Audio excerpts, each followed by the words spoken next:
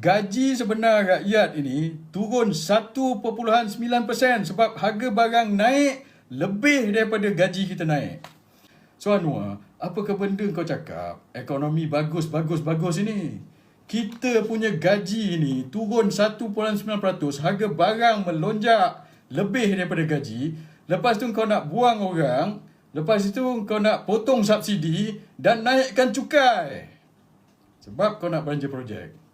Inilah dia ekonomi bandar ni tuan-tuan. From the first quarter of 2020 to first quarter of 2025, for the last 5 tahun kebelakangan ini, consumer price index cumulatively increased by 9.8%, while prices for food and beverage rose even higher at 17.5%.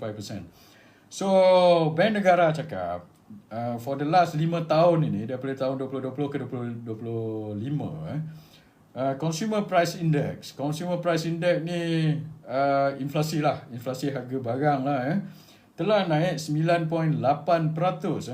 Lepas tu harga makanan dan minuman pula naik 17.5%. Okey. Lepas tu dia kata, in contrast, nominal private sector wages per worker increased by only 7.9%. So dia cakap, daripada kontrasnya, orang kata gaji nominal di sektor swasta, gaji pekerja di sektor swasta cuma naik 7.9%. So harga barang naik 9.8%, tapi gaji orang naik 7.9%.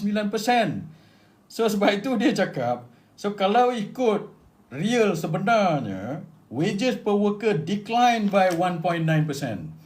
So Bank Negara cakap, kalau ikut pengkiraan ini, gaji sebenar rakyat ini turun 1.9% sebab harga barang naik lebih daripada gaji kita naik.